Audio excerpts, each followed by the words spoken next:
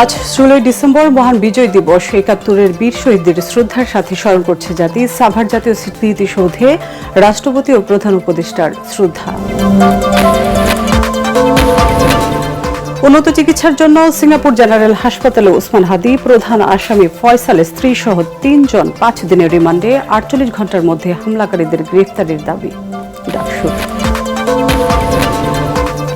কেন্দ্রীয় শহীদ মিনারে সর্বদলীয় প্রতিবাদ সমাবেশ থেকে হামলাকারীদের দ্রুত গ্রেফতারের দাবি। নির্বাচন কমিশনের দায়িত্ব জ্ঞানহীন বক্তব্য এবং গোয়েন্দা ব্যর্থতার কঠোর সমালোচনা। নির্বাচন বানচালের চেষ্টা চলছে। হাদির উপর হামলা ষড়যন্ত্রের অংশ। বিজয় দিবসের আলোচনায় তারেক রহমান নির্ধারিত সময় ভোট, সেই মিছিলে অংশ নেওয়ার ঘোষণা।